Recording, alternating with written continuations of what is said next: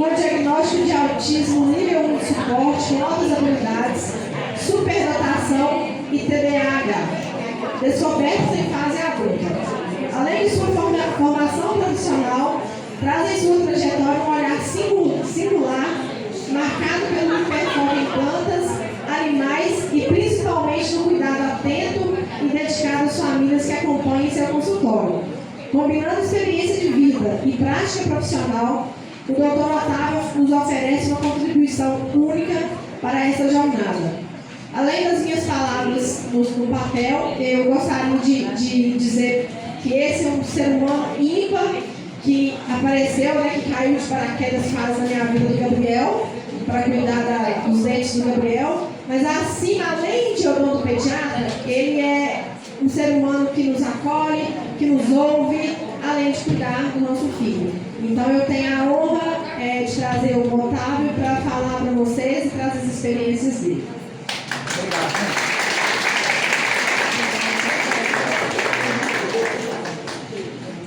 Bom dia, gente. Bom dia. Tá dando para ouvir bem sem o microfone? Então vamos sem microfone. Quanto mais natural, melhor. Ah, tá. Vamos precisar do microfone, gente. Não tem jeito não, então vamos com ele. E foi ótimo ter acontecido isso, não tem nada combinado aqui, para mostrar que a gente não tem controle de nada, né? Nada, que tá cheio de mães. Quem é mãe sabe. O dia que um filho nasce, o que é que nasce? A mãe, o medo, a culpa e os julgamentos.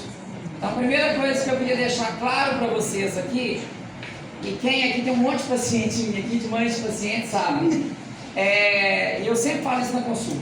Sem mimimi, sem frescura. Sou palpiteiro atrevido em entrão. Se eu precisar de colocar o dedo no nariz seus, eu vou colocar. Se precisar de vocês colocarem no meu, pode colocar também. Claro que com carinho e respeito. E mãe não tem culpa. Mãe às vezes não tem a informação certa, na hora certa, ou ela não deu conta. Porque ninguém quer errar com o filho não, gente. Né? Então, esse bate-papo nosso aqui, a primeira coisa que eu quero que essas mães tentem é tirar essa culpa. Pega essa culpa, joga bem longe. E quando alguém der palpite ou tentar julgar vocês, manda essas boletas para essa pessoa. Manda a pia cheia de copo dessa pessoa lavar, que eu duvido que ela lavou um copo para você. Vocês já viram que quando nasce uma criança, todo mundo quer visitar o bebê e levar um presente para o bebê? Quem que leva presente para a mãe? Ninguém. E vocês não estão preocupados com a satisfação para essa pessoa? Ó. Então, gente, o que acontece? Esse bate-papo, a Ivana colocou lá o tema, o autismo vivido por dentro e por fora. Então eu vou contar um pouquinho da minha história. E aqui, todo bate-papo meu, todo bate-papo, ó. Tá vendo? O bom de ser casado é isso. O marido da gente posiciona até a cabeça da gente. Toda palestra, todo bate-papo que eu faço, eu tento ser o mais natural possível. Se alguém aqui me segue em rede social, viu eu postando ontem 11 horas da noite, eu fazendo apresentação para hoje. E chegou aqui, acabou que deu um problema no data show e tá tudo bem, tá aqui, ó. Tem pressa, mas a gente não precisa, deixa fluir. E a gente tem que deixar o coração sair, gente. Se for para fazer outra palestra daqui meia hora do mesmo assunto, vai sair totalmente diferente, de acordo com cada pessoa que está aqui. Então, o que eu fiz quando eu cheguei aqui? Eu tinha algumas mães que eu conheço, pedi autorização para citar a história delas. Então, eu vou contar da minha rotina como autista e um pouco do que eu vivo com essas mães atípicas no consultório. Primeira coisa que eu quero contar, e eu vou contar isso muito rápido, que quase todo vídeo meu lá no YouTube começa contando essa história. Conversei isso com o Henrique no caminho. Falei, Henrique, o povo já está cansado de saber que eu sou o primeiro filho, primeiro neto, filho de um pai que era filho adotivo, filho único, adotado por um casal de negros e albino, e que morreu de Covid há 4 anos, sem diagnóstico nenhum. E foi tido como chato, enjoado, agitado, mimado porque ele era filho adotivo, mimado porque ele era albino, mimado por causa disso, por causa daquilo. E hoje eu sei que ele não era mimado não, ele era autista. Eu tive meu diagnóstico há 2 anos atrás. E por que esse diagnóstico chegou? Sou administrador, Fiz administração do Cefet em Belo Horizonte. Nessa época, eu trabalhei como agente de saúde lá em Belo Horizonte. E desde aquela época, a dor do outro sempre me doeu muito. Acho que isso hoje até um pouco por causa do autismo. Uma história que eu nunca contei isso, vai ser a primeira vez que eu vou falar. Me doía tanto a ponto de uma senhora que tem lá em Lourdes, que eu ajudava ela, eu saía do agente de saúde, depois do horário eu ia dar banho na mãe dessa senhora. Essa senhora não tem família, ela é mais velha, está doente, e há pouco tempo entraram em contato comigo que tem um testamento e eu estou com o herdeiro dela. Só que essa senhora, não é pouco dinheiro não, tá, gente? Só que essa senhora, ela me contou isso há um tempo atrás, mas eu nunca acreditei. E eu fiz um propósito com ela. E se esse dinheiro realmente cair na minha mão pós-morte, e ela é uma senhora que ela é espírita, eu falei com ela, então eu prometo não é nem para você, eu prometo é para a espiritualidade. Eu não quero nem um centavo desse dinheiro. Todo o dinheiro que acontecer de cair na minha mão dessa senhora vai ser revertido para alguma ação com pacientes ativos. Então, o que a gente faz... Oi? Tá, eu sei. Nós vamos trabalhar muito junto ainda. E aí, por que eu estou contando essa história? Para contar papo? Não. Para falar que tudo reverbera. Às vezes, um comentário que eu faço aqui hoje não vai fazer diferença para ninguém. Mas essa pessoa vai comentar, vocês viram que palhaçada que o Otávio falou? E lá na frente, alguém que escutou da outra forma no telefone, sempre fala assim, ó, me tocou. E aí a minha história começa assim. Esse filho mimado, aquela coisa toda. Fui para Belo Horizonte trabalhando como agente de saúde. De lá eu fui para o Pará, trabalhei 2 anos no projeto Salobo, no meio da floresta amazônica, 10 mil funcionários eu financeiro dessa empresa. Daí que eu aprendi a dormir 3 horas por noite, eu não tinha tempo nem para dormir, e está assim até hoje.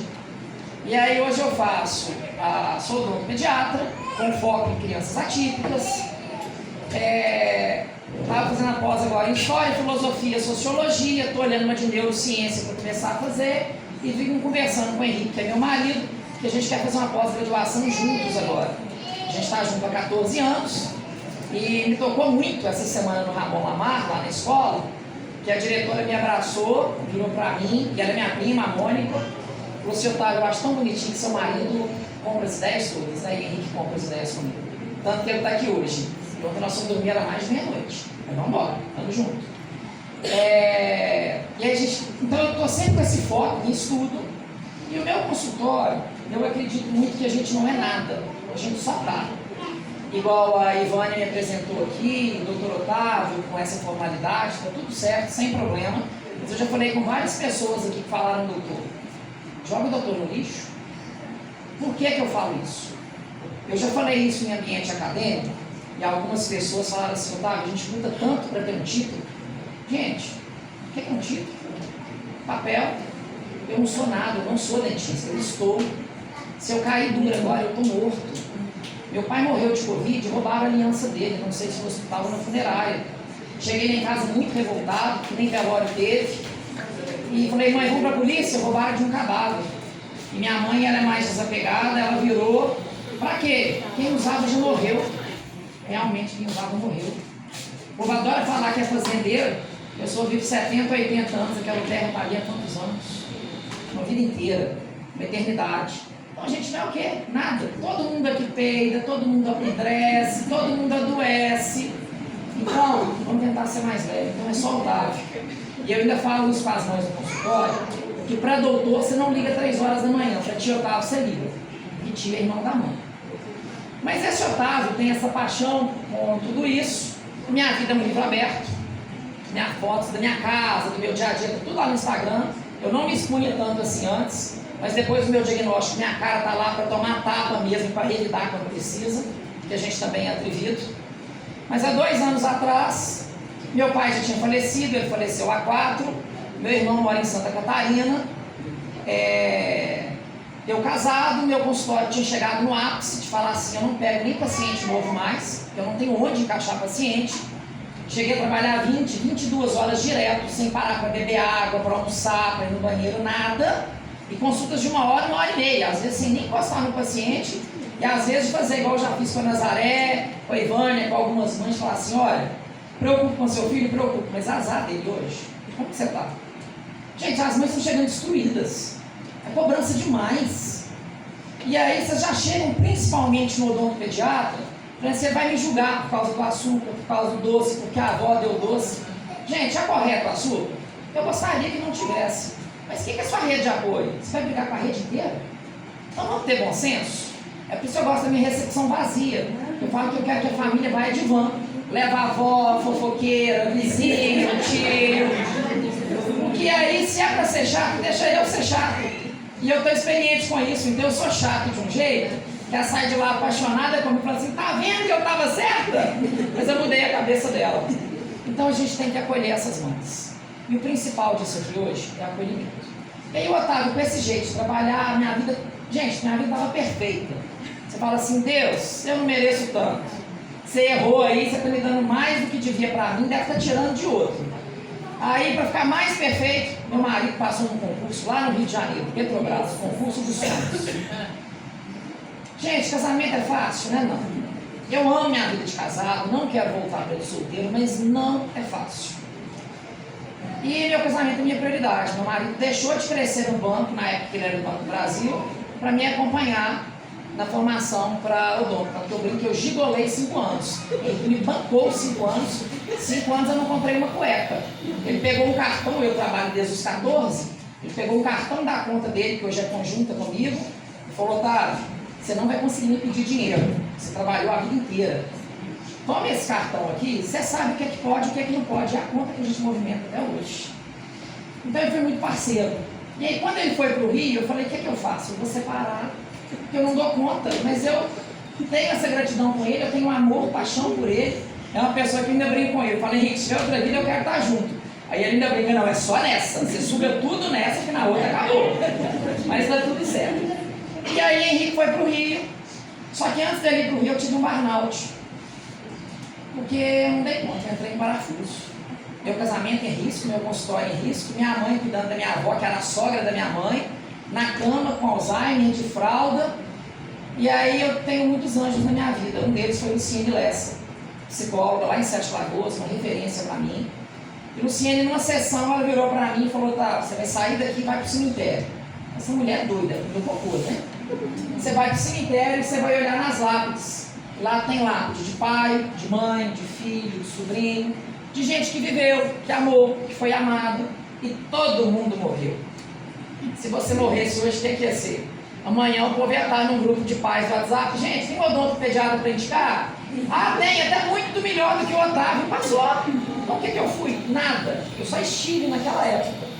Nesse dia eu tranquei a porta do meu consultório, foi dia 4 de dezembro, e fui embora para o Rio de Janeiro. Só voltei em abril com o Henrique. E ficava lá naquela dificuldade, segurando dinheiro daqui e dali, porque um consultório igual o meu, que não é um consultório luxuoso, mas é acolhedor, mas ele me custa ele fechado, que custa 10 mil por mês. Eu banquei 40 mil sem ter esse dinheiro guardado, tá? E sem saber se eu ia voltar, mas eu poderia voltar. E aí nessa época eu recebi um vídeo do YouTube, na verdade Henrique recebeu, eu amo esse vídeo, que fala que a gente faz planos, mas Deus dá risada. E a risada dele é muito melhor que a nossa. 4 meses depois, o que aconteceu? O Henrique foi, acho, da sexta turma, né? O Henrique foi da 6ª turma ser chamado, e na 6ª turma teve uma vaga para Betinho para trabalhar em casa, home office, que vai lá 3 vezes por semana, e essa vaga foi dele. Então eu fiquei 4 meses, tinha dia que eu saía para andar, eu caminhava 30 quilômetros. Era para ser saudável? Não, essa barriguinha eu não sou saudável, era de desespero. Só que nessa época eu fui para terapia, psicólogo, neuropsicólogo, psiquiatra, padre, pai de santo, pastor, o que mandava eu ia. E aí eu fechei um diagnóstico de Asperger, que hoje não se fala mais Asperger, porque Asperger, para quem não sabe, foi um médico alemão que mandou um monte de gente para campo de concentração, com as características parecidas com a minha para estudar. Não dá para homenagear um cara desse. Eu estou vendo ali a moça que eu vi já no Instagram do olho bonito. 4ª fileira. É você, seu olho me chama atenção no Instagram. Tão bonito que é. E a gente é autista, a gente não tem muito filtro, e a gente dá saio espontâneo, não tem conta de não falar. Seu olho me chama atenção e é lindo, parece com o do meu marido. E aí, o que acontece? Mas o meu diagnóstico foi só Asperger.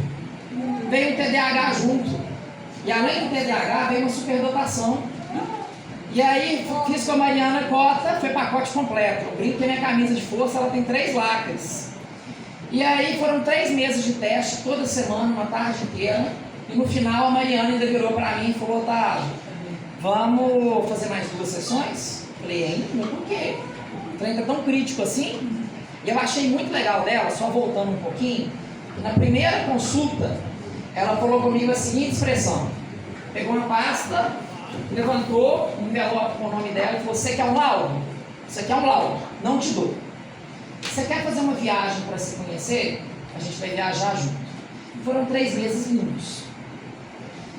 Lindos, lindos, lindos. De passo. Mariana Cota, para mim, Mariana Cota e Isabela Calazans, que são 2 que já aconteceu de eu ligar para elas e falar, eu tô com a mãe aqui no consultório, que veio aqui despedir de mim, falando que veio despedir porque ela tá indo pro auto-extermínio, que ela vai suicidar hoje.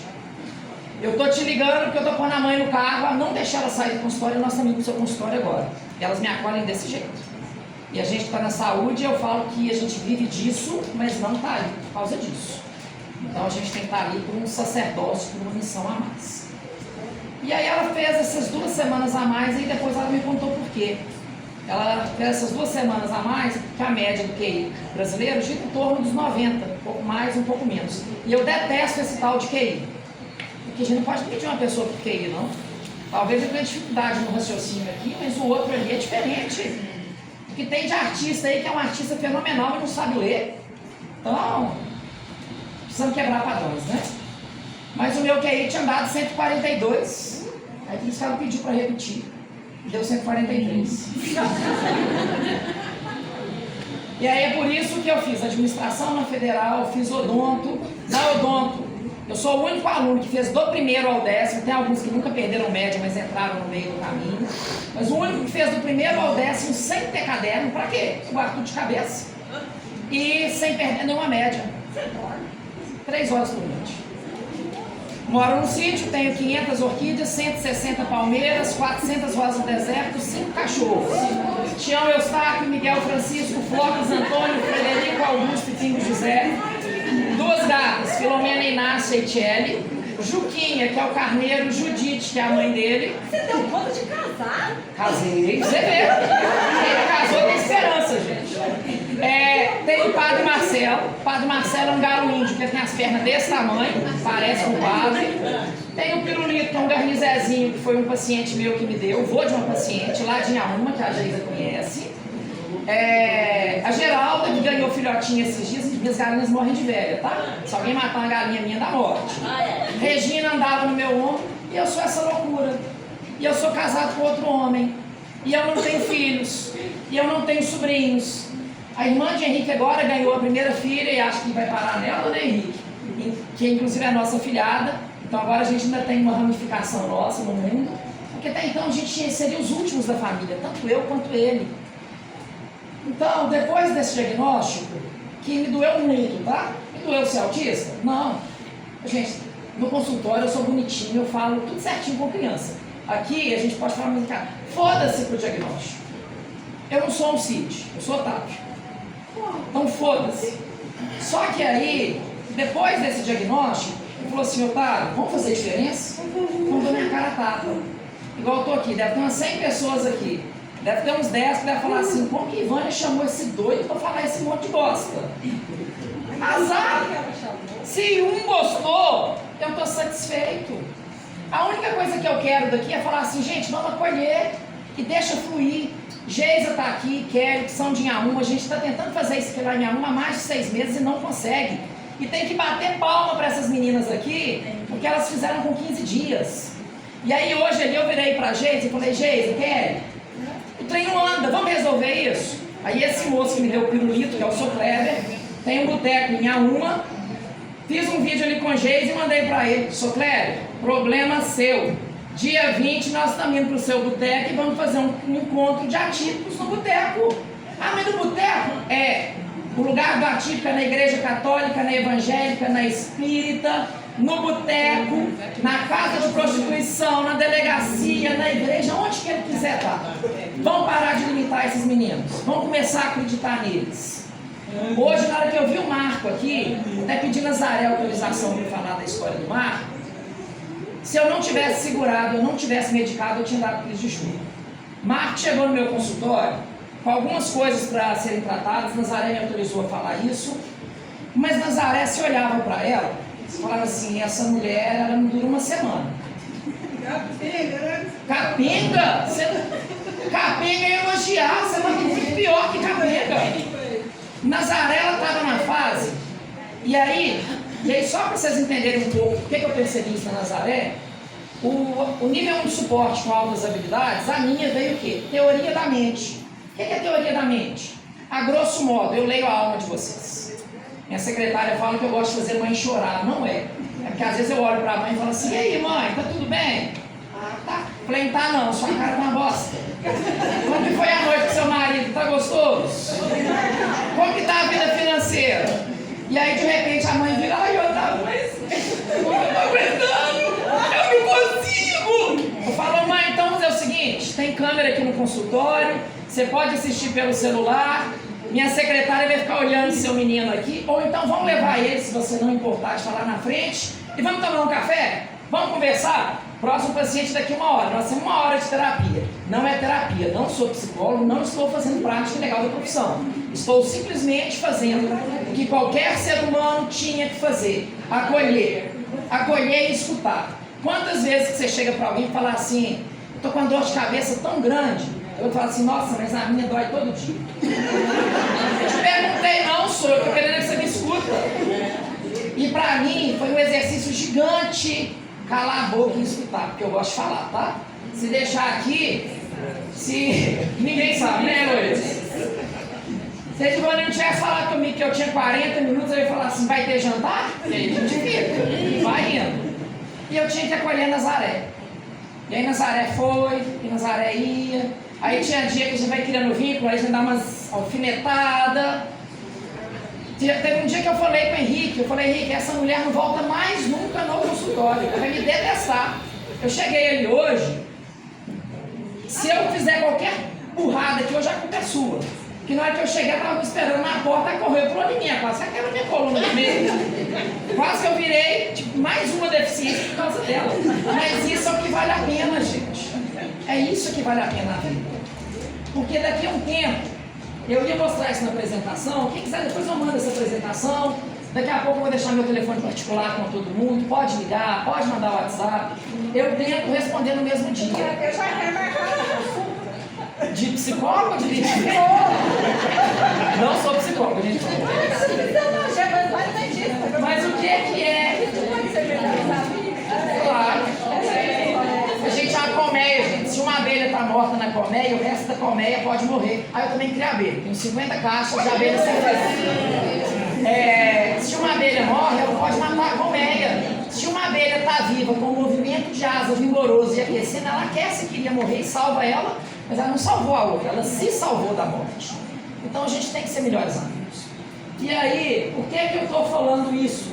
O que a gente faz tem diferença. Essa imagem eu ia apresentar para vocês, que é mostrando que para a gente existir, se a gente voltar 10 gerações, de um foram 2 pais, 4 avós, quando a gente chega lá no decavô, são 2.048 pessoas para você existir.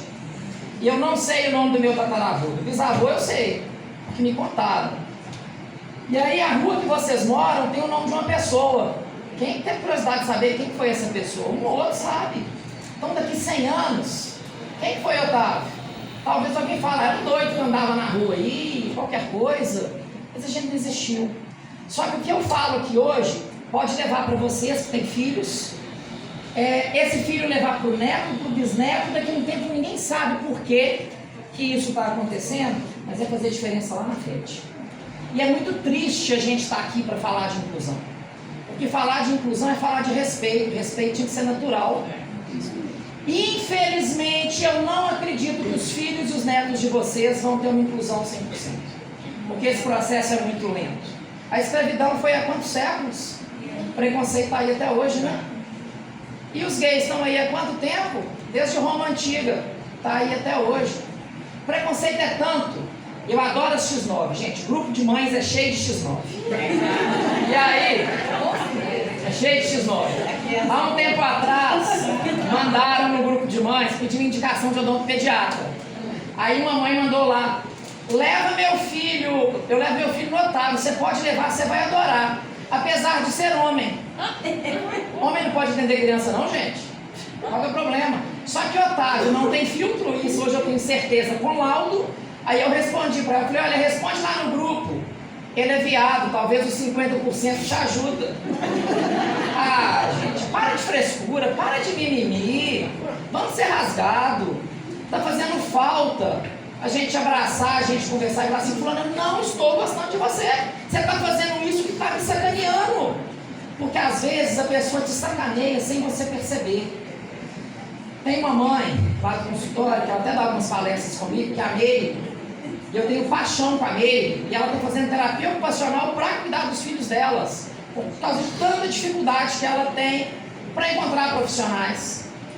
Ela um dia estava na Praça da Feirinha em Sete Lagoas, o filho dela, 9 anos, saiu correndo, e se ele correr, ele entra na frente de um carro e morre. Ela falou, Otávio, eu estava tão desesperada, e na hora que eu fui, eu escutei o senhor falando, ó, a mãe não corrige o menino, olha o tamanho, e a mãe correndo atrás. Ela falou, Otávio, eu parei, voltei, eu esqueci que meu filho podia entrar debaixo de um carro naquela hora. Falei, ô, ele é autista, me ajuda. Gente, não tem hora que falta falar. Ah, eu vou deixar essa pessoa constrangida. Ah, já, ela não preocupou em te constranger. Ela não preocupou em te julgar. E falta conversar.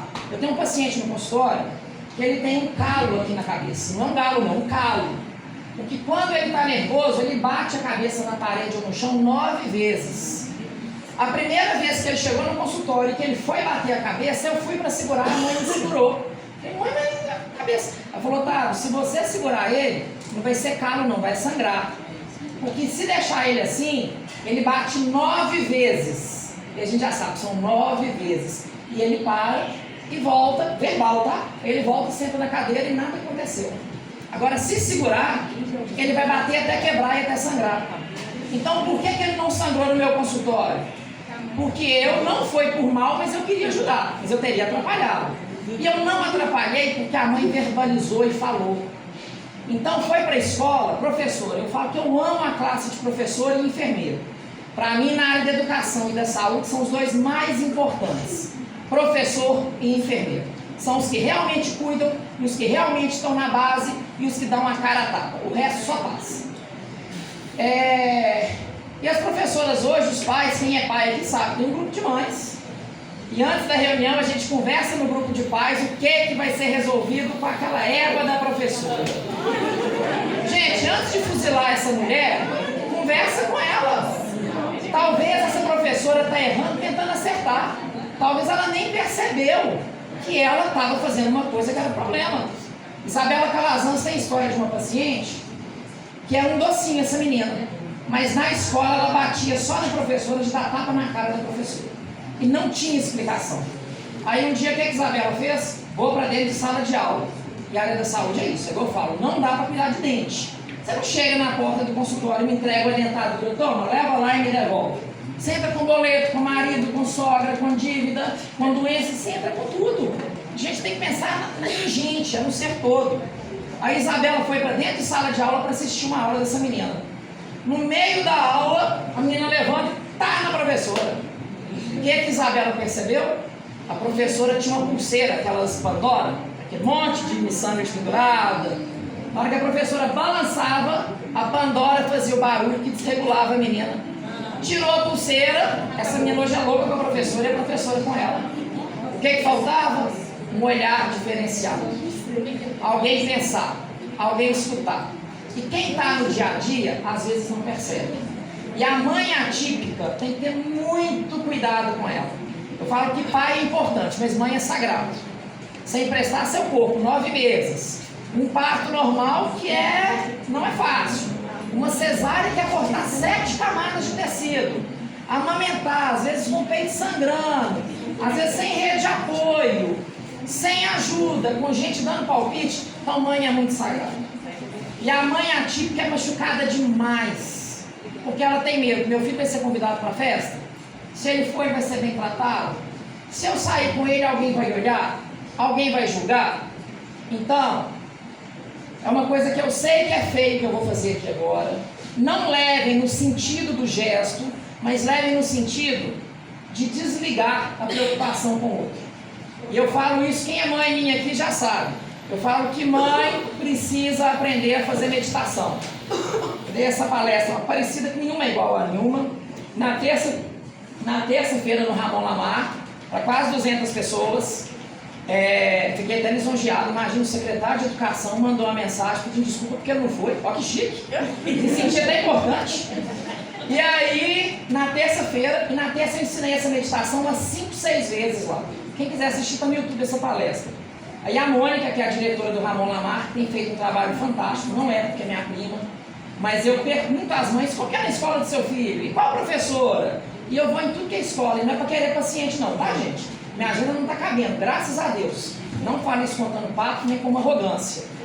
Mas eu vou em qualquer escola sem cobrar nem um centavo, porque a gente tem que ajudar essas crianças a serem incluídas. Até o fim do ano tem mais de 15 marcadas. 16. Hã? 16.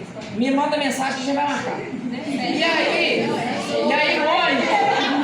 o que Mônica fez? Aí eu falei, Mônica, me dá um feedback, o que as mães acharam? Aí ela me mandou uns áudios de algumas mães, algumas mensagens, tudo com autorização. Ela falou Otávio Augusto. Otávio Augusto foi ótimo, só medita um pouco menos, que às vezes pode não ser entendido.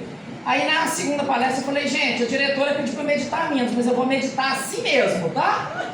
E não levem no sentido do gesto. Mas a meditação é o seguinte, a gente medita assim, não é? Com os 2 dedos. Então tem que meditar é assim. Porque se vocês não mandarem para a ponte que caiu e não mostrar o dedo, daqui uns dias, qual que é o medo da mãe atípica? Morrer e deixar o filho para trás. Vocês vão morrer de engolir tanto desaforo, tanto preconceito, tanta raiva. E o dia que você não der conta de gritar, de explodir, liga para alguém, para algum conhecido. Sempre tem alguém para te socorrer. Sempre tem alguém para te ajudar. Quando o pai morreu, essa é uma história, eu não falo de religião nos meus bate-papos, mas eu fiquei em isolamento e Deus, eu tinha que ser estudado. O Covid passou na minha casa 4 vezes.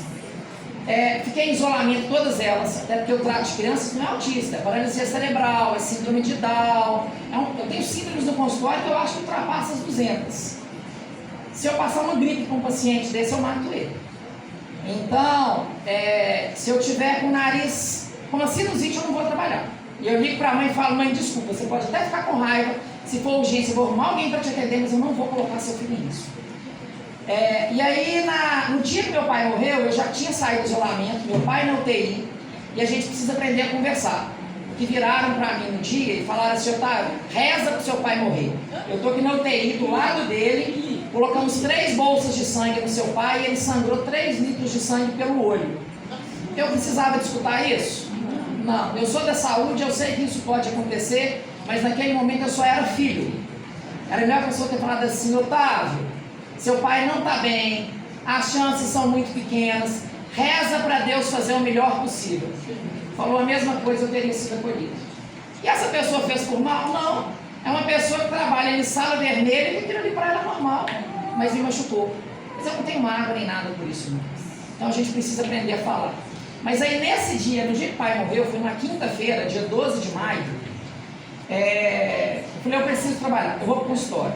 Aí eu fui para o consultório, cheguei no consultório, tinha uma mãe sentada do lado da porta com a filha.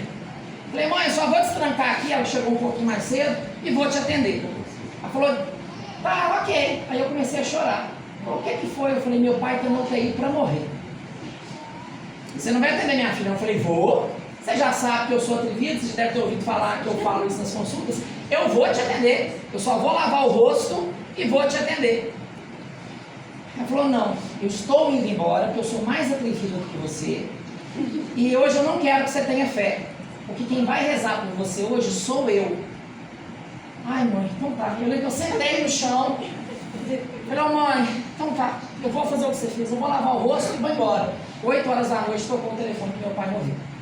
Não fui trabalhar na sexta, na segunda eu já estava no consultório. Aí eu falei, eu vou ligar para essa mãe para reagendar e para agradecer o que ela fez por mim. Não tinha essa mãe na agenda. Fui pesquisar no WhatsApp, não tinha essa conversa nenhuma no WhatsApp. Fui olhar na câmera do consultório, tinha eu perto da pilastra, batendo a mão, conversando, chorando, ninguém. Falei, talvez a minha câmera não pegou. Vou na câmera do prédio. Peguei as câmeras do corredor, da portaria, não passou ninguém naquele horário. Pode ter sido uma alucinação minha? Pode. Mas eu quero ter fé e acreditar que como eu não consegui pedir socorro, o auxílio veio lá de cima. E aí nesse dia eu conversei com a Trícia, que é uma pessoa muito religiosa, uma dentista em frente ao meu consultório.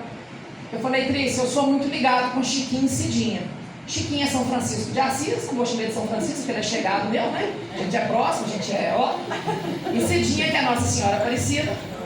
E o Gabriel, que é filho da Ivânia, ele chega no consultório e fala, como que você reza com o papai? Aí eu tive semana passada em Aparecida, até trouxe um texto para sua mãe de presente, tá aqui, eu vou entregar lá na sua casa mais tarde. E aí eu fui começar isso com a Trícia. Falei, Trícia, eu falo com eles, vocês são santos, não são? O Senhor é Deus, não é? Se vira, resolve. Aí ela que virou para mim e falou, tá, eles são Deus e sabem o que tem que fazer. Ele é Deus e sabe o que tem que fazer. Mas, pai, até para ensinar o filho, ele tem que mostrar ao filho que ele precisa pedir socorro. Então a gente tem que verbalizar, a gente tem que saber pedir. A gente tem que já falar assim, Deus, não dou conta mais. Faz isso na minha vida. Eu não sei se isso é para o bem, eu não sei se é para o mal. Se for para o mal, não permita, mas me ajuda, porque eu não dou conta mais. E ser mãe hoje, independente de ser típica ou atípica, tá difícil. É hora que vira e mexe eu escuto as mães. Ivânia, tem que você me fala, tá? Na hora que eu vejo as mães falando, porque ser mãe atípica é dificílimo. É, mas ser mãe típica é fácil? Não é não.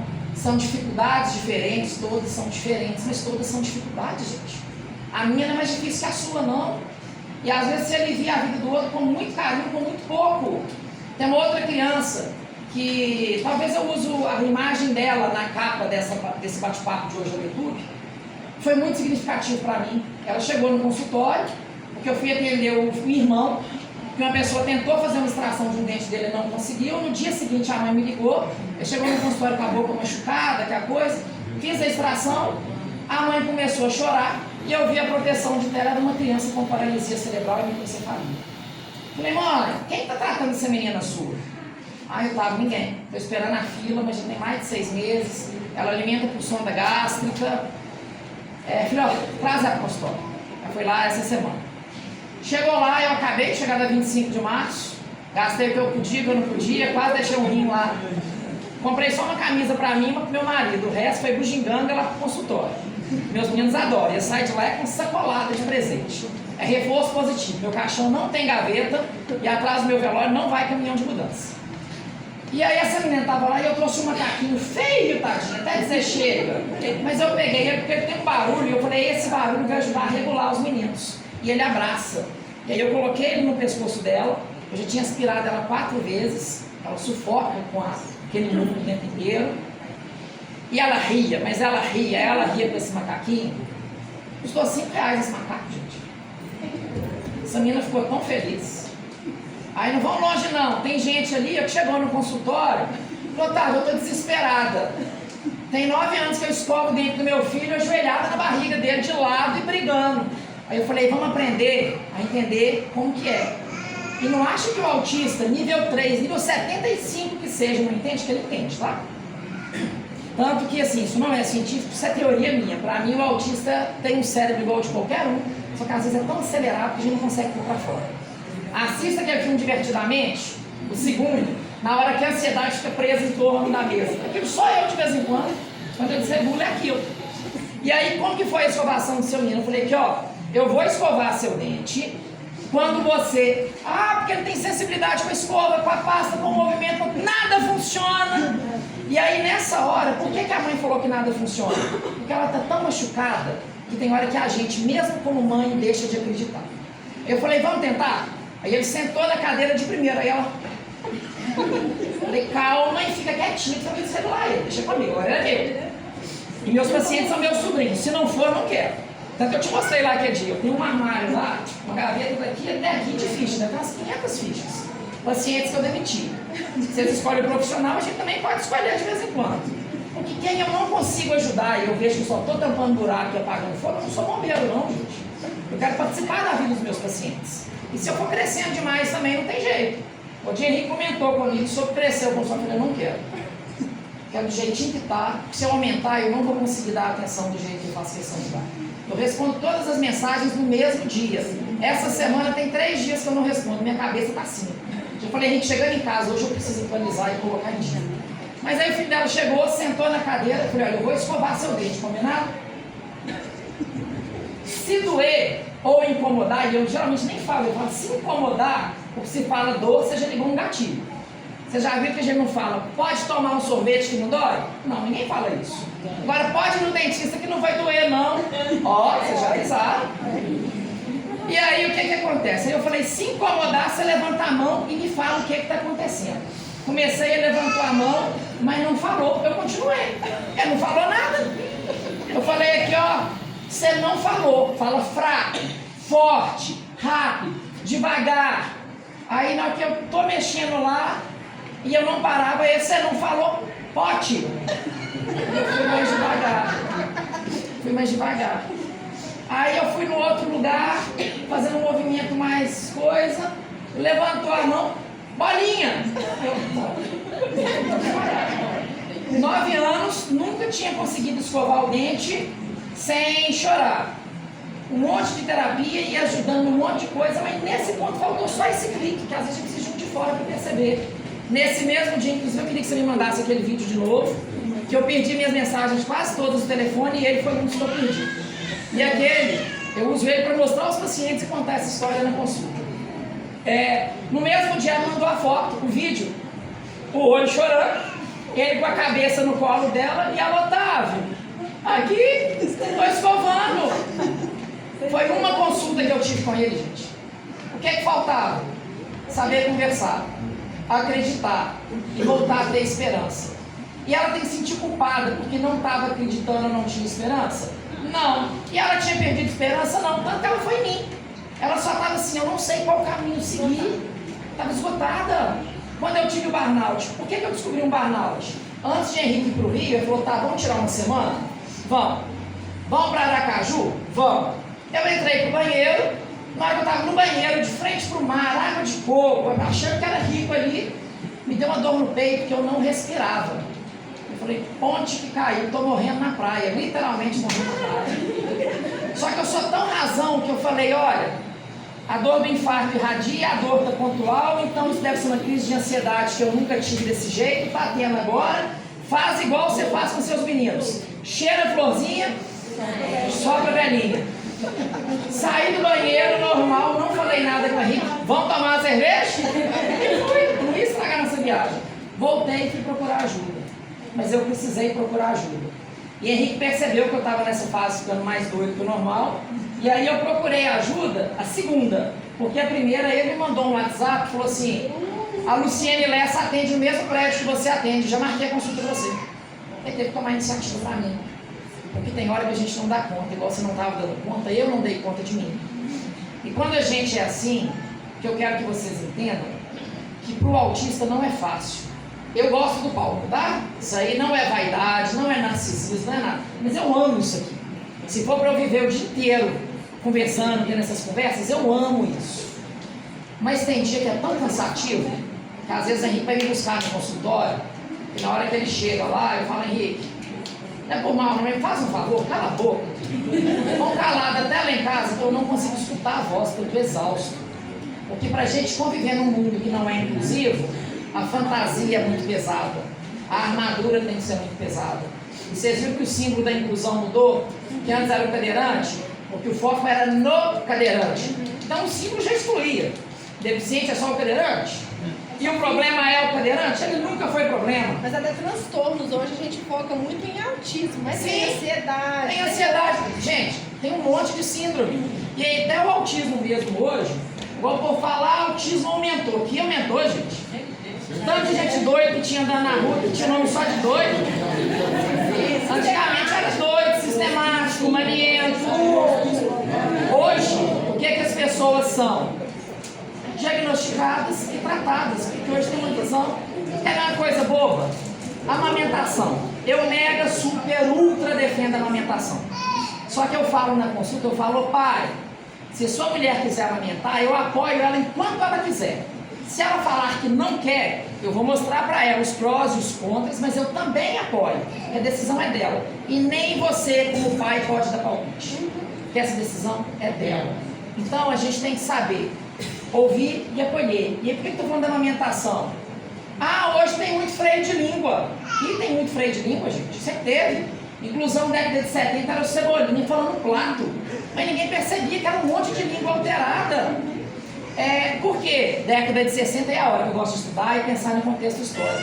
Década de 60, a mulherada no mercado de trabalho. É fácil hoje, 2025, amamentar trabalhando?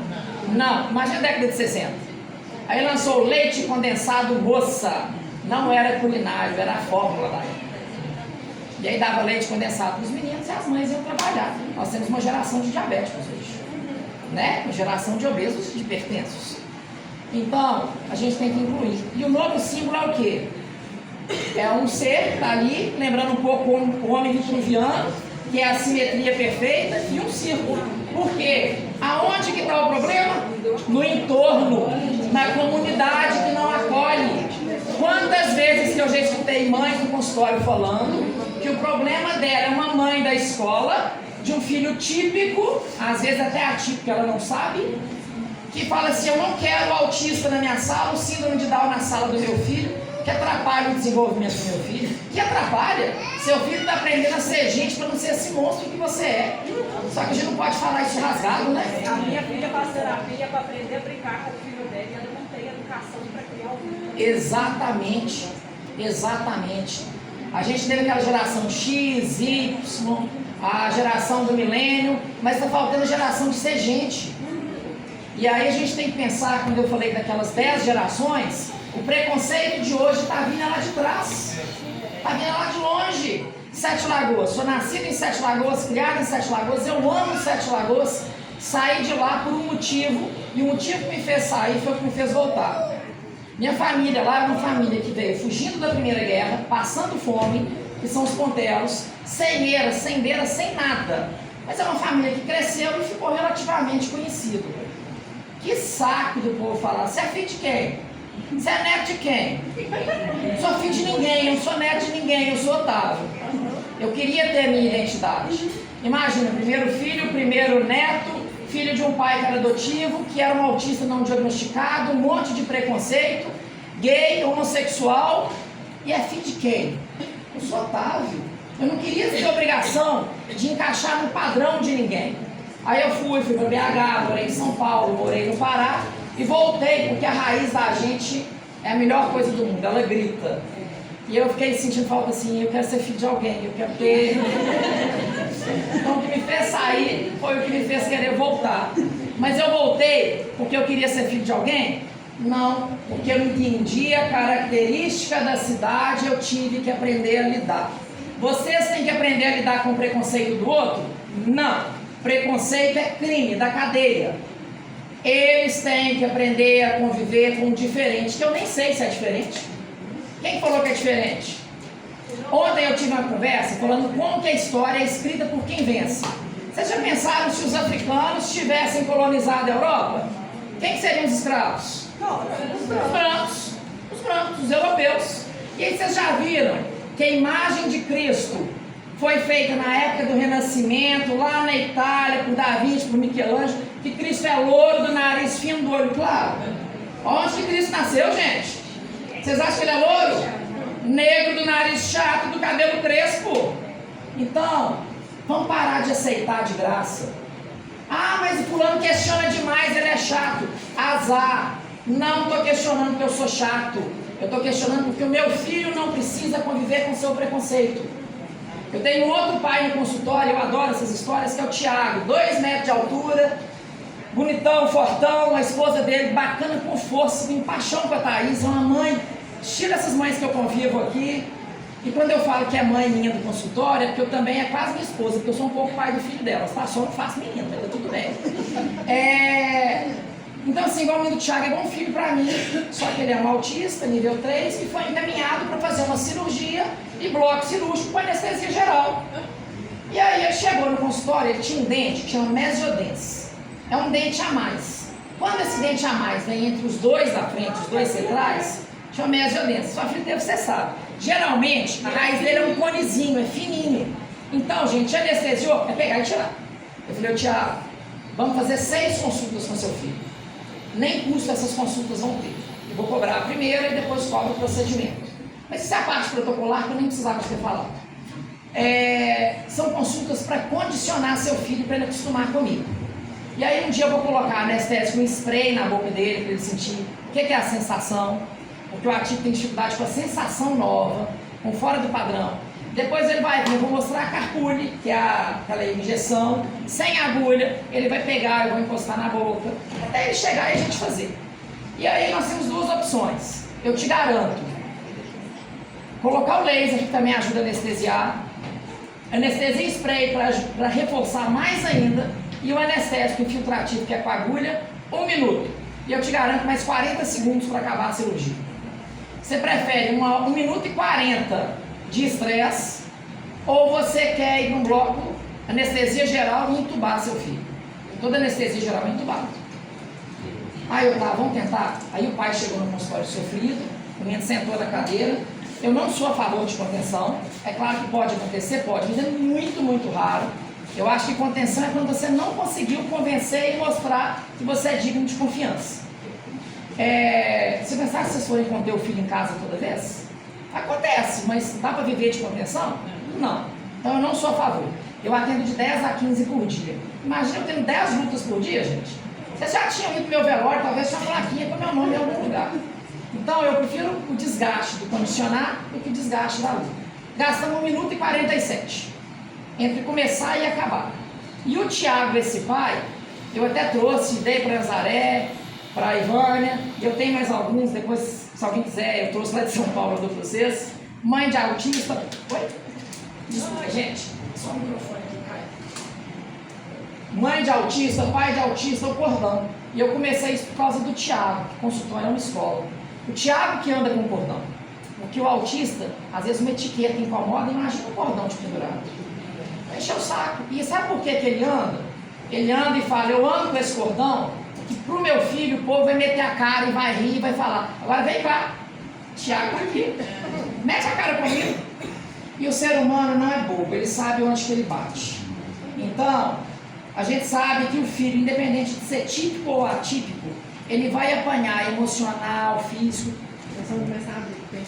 E aí, em algum lugar, então esse pai que defenda. E aí, nessa hora, só para encerrar, é o que eu falo muito, a gente, quem é adulto que tem condição de usar, tem que usar o cordão, tem que fazer essa ideia. E o meu ainda é discreto, porque o meu tem um labubu pendurado, se a pessoa não vê o crachá, vai ver o labubu.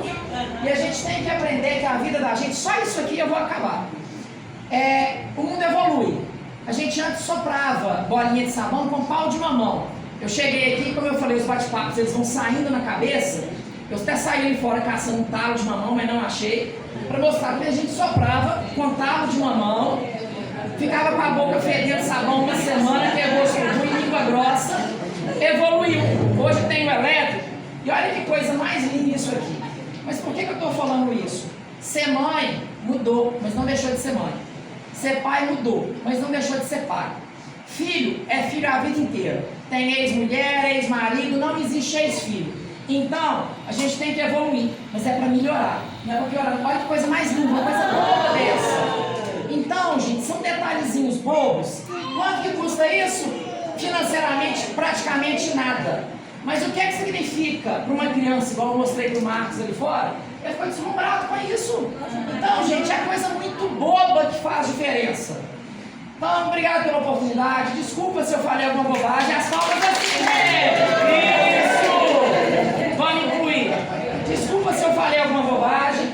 E para fazer as perguntas, Henrique, empresta a caixa. Para fazer as perguntas, meu marido vai distribuir para vocês isso aqui. O que é isso? Vocês vão abrir as perguntas, nosso bate-papo aqui, mas isso eu quero que vocês levem para casa. É um cartão que eu e uma amiga minha, que é pedagoga lá do professor Rousseff em Sete Lagoas, desenvolvemos, que é um postal que nem existe mais. Por que parou? Era gostoso pegar a foto de um lugar e mandar para alguém ou guardar, porque a gente não tinha máquina digital igual hoje. Você tira 1000 fotos, não imprime nenhuma e perde todas. E aqui, o Pequeno Príncipe, Porque para mim é o autista mais antigo que tem, porque ele pegava a cauda do cometa para viajar. No desenho é bonito, né? Imagina você tá na cauda de um cometa, aquele calor, ele tá se queimando todo. Mas depois ele volta para casa para cuidar da rosa e recarregar. Então vocês têm muito Pequeno Príncipe em casa. E aqui atrás, um pacotinho de semente de girassol. E direto eu recebo foto desses girassóis floridos. Para plantar em casa, pode plantar em casa, no vaso, onde vocês quiserem. Mas tira 3 e planta no canteiro, tá vindo época de chuva. No canteiro, na rua onde você passa. Porque às vezes vai passar uma pessoa que você nunca vai saber que ela passou. Mas ela vai ver aquele girassol e falou, ó, eu estou precisando virar minha vida para encontrar o sol. Deus existe, tem solução, tem luz, tem flor, tem coisa bonita. E eu precisava desse sinal. E esse sinal foi você que deu sem nem saber. Porque o que a gente faz ninguém precisa saber, mas vai reverberar séculos para frente. Obrigado por tudo, gente. Não tem que pedir desculpa, é hábito. O hábito a gente muda com o tempo. Então não se sinta culpada por bater palma. Mais uma vez te agradecer, né? Eu só falo do ser humano limpo que é. E eu vou falar sempre porque é mesmo, né? Eu queria começar a pergunta, porque o que acontece? A gente foca muito em autismo, né? TDAH, síndrome de Down, mas existem outros transtornos. Eu mesmo sou uma pessoa que sofro com ansiedade. Tem muito tempo que eu não tenho crise com ansiedade. Mas eu já tive crise de me dar confusão mental, de eu não conseguir verbalizar aquilo que eu estava falando, né? Eu às vezes tentar falar pausadamente ou digitar alguma coisa no telefone e eu não consegui nem ler depois daquilo que eu tinha escrito, né? E o fato também de você ter sido diagnosticado tardiamente, tem muitas pessoas que acabam vivendo uma vida inteira tida como normal, né? E lá na frente, com 30, 40 anos, tem o diagnóstico de algum transtorno. Tem alguém aqui que suspeita? Vocês querem dar um depoimento aqui pra gente? Pode vir cá? A gente está com Glauco, Belmara e Ana Amélia. Só para a gente entender que a pessoa, mesmo com o diagnóstico, ela tem uma vida normal, comum, né? E que a gente na verdade vai escolher a caminhada que a gente vai seguir. E o diagnóstico liberta, mas não é fácil reaprender a viver sem os preconceitos que a gente mesmo colocou na gente. Isso aí. Bom dia, gente. Bom, eu quando pequeno era o brigador da sala de aula, não podia ser contrariado, então, com o passar dos anos, um pediatra pediu para que minha mãe me encaminhasse para um exame de eletroencefalograma, então eu lembro daqui nitidamente, eu tinha, 7 anos. Aí, obviamente, o exame deu tudo ok, vida que segue. E aquilo ali foi sempre naquela situação de não poder ser contrariado, ficar irritabilidade alta o tempo todo. E cresci, estudei, fiz curso técnico, fiz engenharia, fiz pós-graduação, casei, tenho uma filha de 11 anos, tenho um emprego relativamente bom hoje em dia. Então, assim, o recado que eu dou para todos é que o fato de ser diferente não quer dizer que você não possa fazer as mesmas coisas de pessoas normais. Eu tive o diagnóstico agora recente, deve ter uns 4 meses, e a minha esposa Simone me incentivou a buscar. Então eu estou meio trêmulo, gente, porque não é costume, né? Então, principalmente eu que sou muito fechado, falar assim em público não é muito natural para mim. Ainda. Qual que é o seu diagnóstico? Fechou. Autismo, e se fosse o caso de classificar em nível, o doutor disse que me classificaria em nível suporte 1, porque ele falou que eu sou um caso interessante e a menos que eu fosse estudar, como ele fez, não diagnosticaria nunca um autismo pelo fato de eu ter interação social, e tive toda essa trajetória de vida teoricamente normal, e eu tenho uma tia também que é médica e ela suspeita da superdotação. Só que eu acho que o autismo já foi suficiente, eu vou parar por aí. Deixa eu te falar uma notícia, o pacote geralmente vem completo. É completo com a direção, né? A gente pega o top da concessionária. Isso aí, a direção de... E a gente tem falado muito de autismo, gente, porque está muito em fala, e a gente acaba tendo que pegar o gancho que vai levar para as outras. Mas igual no APAI de Sete Lagoas, que é a escola especializada que está lá, são quase 300, são 270 e poucas síndromes diferentes. Então, é todo mundo. Se é para incluir, é autista, são, tanto que eu tento falar mais atípicos, porque no atípico inclui todo mundo. E eu tenho até tratado muito minha cabeça também por irritabilidade, por exemplo, no trânsito. Ser contrariado no trânsito, eu já desci. Não, eu já desci de carro para brigar com os outros. A Simone, na época, estava grávida, eu desci do carro para bater a taxista de 60 e poucos anos. Não, mas calma, você deixa seu menino sem quadro. Então, eu me reeduquei. Medita dentro do carro para ninguém ver. É melhor para evitar problemas. Evita a briga. Mas então, gente, é isso. É contar para vocês o meu caso e falar que realmente é possível levar uma vida que todos consigam.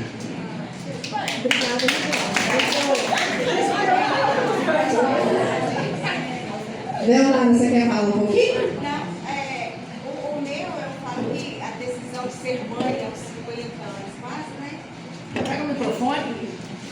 Porque a decisão de ser mãe, solo, por adoção, aos 45 anos, 40 na verdade, né, que a minha demorou 4 anos e meio para chegar para mim. Nos últimos anos, eu antes ocupava muito com a vítima, se a gente descobrir que estava com vacinação, esse Covid estava com memória, esse serviço que eu estou fazendo, da conta e tal. E a cada especialista que eu alevo e tudo, tem hora que eu acho que as moças se consultam. Nada por acaso. Eu vi uma coisa, pela sua fala, você falou decisão de ser mãe solo aos 45 e por adoção. Tem uma fala que minha mãe falou na hora de fechar o caixão da minha avó, mãe do meu pai, que era mãe adotiva, que para mim é mãe. Mãe falou uma frase que isso eu vou levar pro resto da minha vida, e eu citei isso na palestra de terça e eu chorei de soluçar na hora. Obrigado. Minha mãe virou e falou, minha avó chamava Alice. Ela falou, olha, nesse momento agora a gente não precisa de chorar, a gente tem que agradecer. Porque Dona Alice poderia ter tido uma vida totalmente diferente. Mas ela teve o coração de adotar uma criança que quando levou ao médico, o médico falou, pra que você pegou? Porque ele vai morrer. Meu pai tinha 7 meses de vida, estava atrás de uma porta de uma casa de prostituição com um copo de café para beber para acabar de morrer. Todo ferido. E com dependência química de álcool e droga. E minha avó pegou esse menino, criou, que é meu pai. E aí a mãe falou, nós temos aqui agradecer, porque ela teve uma vida com filho, com nora, com netos, feliz e amada, porque ela se doou. Então aqui hoje a gente tem que te dar os parabéns por esse ato, que é um ato muito nobre. Então, assim, eu vejo, né, ela tem uma desde que a gente mora no Horizonte, de TDAH, ela chegou para mim, bebezinho, e ela foi muito louca, né, porque não tem o sangue, mas tem a alma. Quem conhece o meu pai mesmo, ele tem outra fala assim, nossa senhora, muito forte. E o meu ex-chefe falava que eu às vezes falava dela, complicado, mas gente, mas ela, vocês falam dela. Então tem umas coisas muito boas. E essa questão do acelerado, de não concluir a tarefa, já passar para outra, então eu preciso muito difícil. Então, eu estou dando esse foco nela, e agora a gente conseguiu esperar isso para ela, mas depois eu vou ver qual que é o meu diagnóstico. Teste neuropsicológico é um privilégio que todo mundo tinha que passar por ele, independente de tipo ou atípico, é um autoconhecimento. Eu tenho 2 filhas, uma atípica e uma beijo. Eu tenho 2 filhas, uma é autista e uma típica. Só que a típica tem pavor, horror de dentista. Horror. A ponto de quando vai tratar tem que sedar. Isso é normal? Pode ser diferente de alguma coisa? Qual que é a cultura do Brasil? O Brasil, infelizmente, é um país de desdentados. De cada 10 pessoas, só 2 foram ao dentista. Dentista na década de 60 te entregava um negócio chamado orçamento, que eu odeio essa palavra. Não faço orçamento de saúde de ninguém, não. Orçamento a gente faz para cortar isso aqui, mesmo assim, não é orçamento. Você está indo para uma consulta. Mas naquela época o orçamento era com anestesia ou sem anestesia? E aí esses traumas foram passando. Você ia no dente e fala assim, esse dente seu está doendo, mas vamos arrancar ele mais 2 para fazer uma ponte boa. E isso vai passando. Tanto que eu falo para meus pacientes, trouxe seu filho de 1 mês, 2 meses, 6 meses, 4 anos, 3 anos em minha primeira vez, conta ninguém não. Deixa ele gostar primeiro. Se alguém falar assim, dentista dói, dentista é sofrido, ele vai falar assim, é mentira, porque no meu não sofre. E aí esse trauma, igual hoje, eu falo que eu trato de crianças e eu trato de adulto? Não. Qual adulto que eu trato? Dos familiares dos meus pacientes. Porque se eu mudo a cultura da mãe, eu mudo a cultura do filho. E de vez em quando chegam uns que não são meus pacientes, mas são traumatizados, eu acabo acolhendo também. Porque a gente tem que mudar isso. Eu formei, minha mãe demorou 3 anos para sentar na minha cadeira. Até o dia que eu peguei o motorzinho, que o nome certo é caneta de alta rotação ou de baixa, coloquei uma broca, falei, me dá seu dedo. Ela, não, mãe, me dá seu dedo. Peguei o dedo dela, coloquei a broca e coloquei. Falei, tá vendo? Tá tremendo o seu dedo, mas não corta. Você tá com medo de quê? Agora põe a língua para fora. Não. Peguei o anestésico, bati na língua dela, falei, conta até 10. Ó, tá tudo bom. Falei, tá, é anestesia, mãe. Ah, mas cadê a agulha? Falei, mãe, eu faço cirurgia só com esse anestésico. E se precisar da agulha, já vai estar anestesiado com isso. E a gente tem que condicionar. Eu tive um paciente no consultório, foi o paciente mais difícil da minha história. Ele chegava, ele parecia o Tasmania. Rodava, quebrava, pulava. E eu fui condicionando. E eu pego o espelho, entrego e falo, você pode ver tudo que eu estou fazendo. Que não pode mentir, não pode prometer e não pode esconder. Qualquer dúvida, levanta a mão. E eu não faço nada que você não quer. E se você não quiser e tiver que fazer, eu vou fazer? Vou. Aí ele arregala no olho desse tamanho e fala, vou. Mas só depois que você entender que é necessário fazer. Esse menino tinha 8 anos, ele nasceu um dente dentro do nariz e teve que operar pelo céu da boca. Com 8 anos ele segurou o espelho e ele assistiu a cirurgia toda pelo espelho. E foi o paciente mais difícil do consultório. Essa minha filha, ela já tem 17, horror de dentista. Manda lá que a gente resolve isso. Autista, adora. Ela ama dentista, pode demorar. É 10 minutos. Passou, aí... Como que é a minha consulta? 1 hora de conversa e 5 minutos na boca. Da boca aberta lá, passou de 10 minutos, porque o barulhinho incomodou, tchau. Vamos fazer um desafio? Manda ela lá que eu te garanto que eu tiro o medo. Aí se eu conseguir tirar o medo dela, nós vamos fazer uma coisa. Aqui ó, a profilaxia e a limpeza. Se eu conseguir tirar o medo dela, você não vai me pagar nem um centavo. Você vai pegar 4 cestas básicas e doar para a instituição para as meninas doarem para quem precisa do cachoeiro. Pode ligar lá e marcar. Vou pegar o gancho de Velmara, o que acontece? Quando o Gabriel nasceu, ele era tão parecido comigo, né? E eu descobri a síndrome de Down ainda na sala de parto. Minha mãe é uma pessoa muito iluminada. Osana é uma pessoa, acho que de Deus mesmo, né? O nome é abençoado. A gente estava conversando com a psicóloga, porque eu chamei a psicóloga porque eu queria dar notícia para o meu marido. Meu marido estava viajando, né? A gente estava planejando que ele fosse nascer numa data, mas ele nasceu um mês antes. Aí ele falou, olha, eu vou trabalhar muito para estar na data que o Gabriel nascer. Eu, beleza. Aí chamamos a psicóloga para eu perguntar para ela como que eu ia dar notícia para a Léo.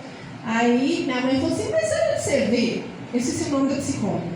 Gabriel é a cara de Ivânia. Gabriel tem síndrome de Down. Então a Ivânia também tem?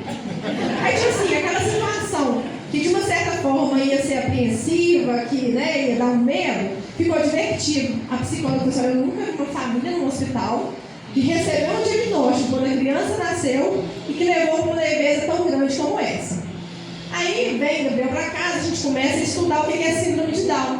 Grande parte das crianças com síndrome de Down só tem uma linha na palma da mão. Na palma da minha mão. Só que pessoas típicas também podem ter essa linha, né, na mão. Então, eu já perguntei à fisioterapeuta se porventura não poderia ter a síndrome de Down. Eu falei assim, em algum momento o seu desenvolvimento ia parar. Mas eu não desisti, eu ainda vou fazer o cariótipo e ainda volto para contar para você se eu tenho ou se eu não tenho. Porque é um dos tipos que é o mosaicismo, tem poucas características, né? Então, assim, quem sabe, eu tenho e não estou sabendo. Mas se eu descobrir, depois eu conto para vocês. Mas como tem deficiência intelectual, por isso que a fisioterapeuta Tem, todas têm algumas, são níveis diferentes. A fisioterapeuta, eu perguntei para ela que ela bem entendida, ela falou que o desenvolvimento vai paralisar em algum momento. Mas aí, tipo assim, eu tenho uma marca igual do meu filho. Entendeu? Tem uma prima com síndrome de Down que ela formou ano passado em técnica de enfermagem e está indo para a faculdade agora. Tem um menino em Montes Claros, o pai dele tem síndrome de Down, a mãe, ele nasceu típico e acabou de formar em medicina e foi criado por um pai e uma mãe psicólogos. Tá vendo, Então gente? não limita, não coloca limite para os seus filhos. Jamais. Nem céu é limite dos meninos da gente. Quanto mais a gente funcionar, mais eles vão conquistar. Né? Limitados somos nós. Alguém gostaria de fazer mais uma pergunta? Quer aparecer no vídeo? Bom dia ainda, né? Meu nome é Ana Amélia, eu trabalho na prefeitura. Eu estou com um diagnóstico, né, recente da questão da superdotação e altas habilidades. E que você me falou, a sua palestra me tocou muito, o início da palestra, porque Deixa sair. Emoção é ser acolhida, se engole vira doença. essa coisa da gente conviver a vida inteira achando que a gente é Diferente. talvez diferente e não se entender, quando veio o diagnóstico, me tocou muito. Porque é como se tivesse tirado uma rotina, assim. Várias coisas foram se explicando. E aqui eu venho com esse, eu vim para ver como lidar. E eu achei isso aqui. Vou te contar um exemplo meu. Obrigada, viu? Vou te contar um exemplo meu que sempre me doeu muito. Meu marido adora festa e casa cheia. E é aquele auê. E isso pra mim tem hora de... Ai, minha solidão é gostosa demais. Eu ficar na roça descalço, com a mão arrebentada de calo, batendo inchado, sozinho. Que delícia brincar com o matinho. Mas Henrique, no princípio de casamento, a gente se adapta, né? E aí, Heloísa conhece, eu vou até dar um nome. E essa pessoa sabe que eu uso esse nome. Cione da Renault. Cione é muito amiga nossa. Cione, Sandrinha, eles são como se fossem da nossa família. A ponto de quando eu estava na faculdade, Sandrinha me ligar e falar: você está em aula? Tô, por quê? Desce que eu estou chorando aqui na porta da sua faculdade, eu preciso falar isso. E eu amo aquelas meninas. E não falo isso por mal e nem reclamando delas. Mas é porque esse fato, Cione, foi lindo na minha vida. Toda festa que eu vou, eu gosto de ser o primeiro a chegar. Porque preguiça de ter que ficar, ei. Porque eu não quero aquela... Ai, me deixa quietinho. E aí, se eu sou o primeiro a chegar, eu posso ir embora mais cedo. Então eu não preciso aguentar os tontos de fim de festa. Não vem falar que tonto é agradável, não, que tonto é enjoado. Então eu chego, eu não preciso cumprimentar todo mundo. Quem quiser me cumprimentar, vem. Quem eu quiser cumprimentar, eu vou. E eu posso sair mais cedo. E Henrique é daquele que se deixar, ele quer ficar na festa, acabar a festa e tudo. Ele acha que ele é o dono da festa. Então, na minha formatura de faculdade, eu estava tão emocionado que eu fui para colação antes do baile. Eu tinha acabado de comprar um carro, era que chique, comprei meu carro novo, carro zero, na mão de Cione.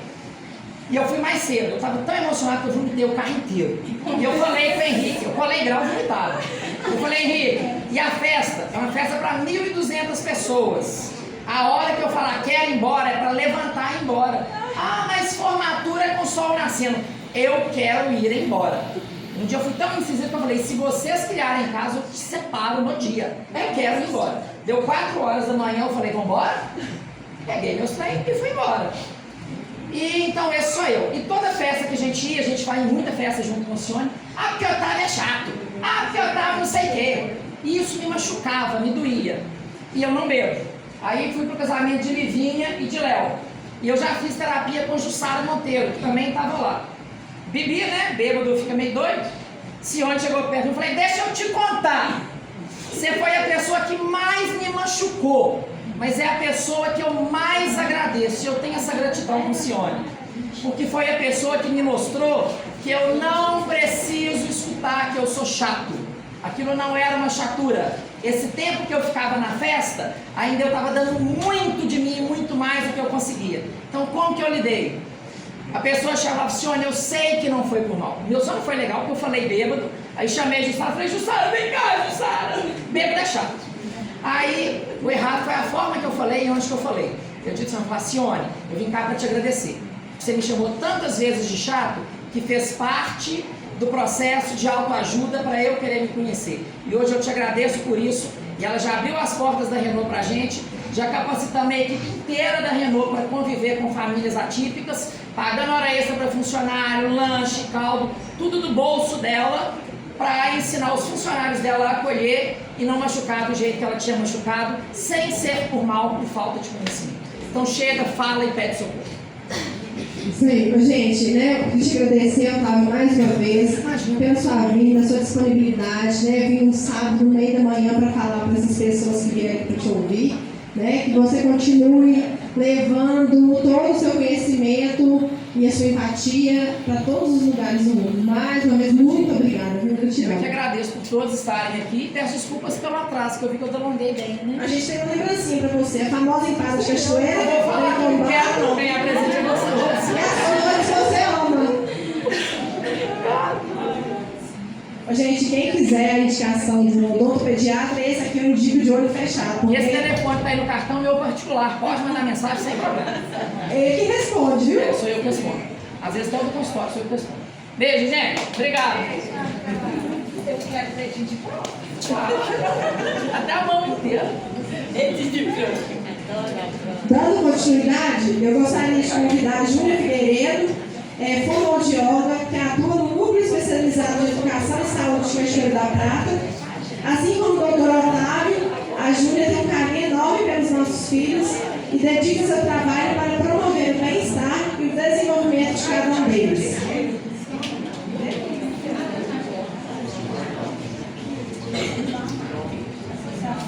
Oi, pessoal. Boa tarde, tudo bem? Eu vim hoje falar um pouquinho para vocês sobre um pouco sobre intervenção precoce, né? Então, por que a gente deve começar a intervenção das crianças cedo e quais os olhares, quais os cuidados que a gente tem que ter com cada criança, certo? Então, vamos lá. Eu vou começar de uma forma mais fácil de entender. Tem uma área do cérebro da gente, que fica aqui atrás da testa, que chama lóbulo pré-frontal, certo? Esse lóbulo pré-frontal, ele é responsável por, é como se assim, tivesse lá neurônios espelhos. O que eu faço, ele repete. O que eu faço, ele repete. E esse lóbulo desenvolve muito cedo em crianças novinhas, né? E ele é responsável por tudo que perpassa na vida da gente. Imitação, ele começa as primeiras funções de compreensão. Então, assim, eu estou lá na faculdade, aí o professor está na prática, né? Uma aula prática. O professor começa a mostrar para a gente como que eu tenho que fazer com determinado paciente, que posição que eu tenho que colocar. O que eu faço nessa hora? Eu começo a imitar o professor. Então, é uma função que eu carrego ela desde o nascimento até a gente estar velho, né? Então, a importância da intervenção precoce é para que a gente estimule as áreas certas do cérebro na hora certa, certo? Então, por exemplo, quais os cuidados que quem tem criança aqui tem que prestar atenção? Vamos lá. Sua criança imita? Ela dá conta de imitar? O que é imitar, Júlia? A gente tem vários tipos de imitação. Se eu pegar um copo de água, uma água aqui, colocar aqui no copo, sua criança dá conta? Aí é tudo por idade, né? Você aqui, a criança já tem que ter de 4 anos para cima. Se o copo for mais pesado, é mais fácil, ao contrário. Então, ela dá conta de imitar? Eu preciso que as crianças tenham capacidade de imitar. E elas podem imitar de 3 formas. Primeira forma, e tudo varia de acordo com a idade, tá, gente? Mas vale para todas. Primeira imitação, imitação com objeto. Vamos supor, eu pego uma criança de 1 ano, com síndrome de Down, e vou ver se ele dá conta. Ele tem que ter musculatura forte para dar conta de imitar e inteligência. Então, dá conta, por exemplo, de colocar umas bolinhas dentro de uma caixinha? Dá conta de pegar um brinquedo e abrir uma portinha e fechar sob imitação? Dá conta de pegar o chinelo e colocar debaixo da cama sob imitação? Então, são muitas as atividades que a gente pode elencar para a criança imitar. Então, primeira coisa, a criança tem que dar conta de fazer imitação com objetos. até para ela ficar independente. Estou eu, uma criança autista de 4 anos. O que em casa eu posso ensinar para essa criança para ela ficar independente, que tem a ver com imitação? Vou ensinar ela a chegar da escola e guardar a roupa de uniforme num cesto de roupa suja. Aí, como que eu falo? Vai lá e guarda sua roupa. Meu filho nunca consegue ir lá e guardar a roupa. Vai lá, guarda sua roupa. Você não guardou ainda não? Agora, se eu começar a fazer o contrário, vou pegar a roupa, olha aqui, chegou da escola todo dia, filhinho, você vai pegar a sua blusa, vem cá e joga no cesto de roupa suja. Ela começa a imitar. É impressionante como funciona. E isso, gente, é muito importante para a independência das crianças, certo? E aí eu vou completar a última fala do Otávio no final que eu falar as 3 imitações. Então, primeiro é com objeto. Tudo que envolve objetos, eu posso estar ensinando para o meu filho, certo? Então, até a parte de alimentação, como que eu vou ensinar uma criança a comer? Pega a colher, põe na boca. Não, se eu pegar aqui, colocar, mostrar, agora faz. É totalmente diferente. Então a imitação, ela tá na vida da gente como gatilha. Ou você coloca detergente puro e Coloquei aí, você atrás. É álcool e detergente. Isso aí pode fechar e colocar no carro, por favor.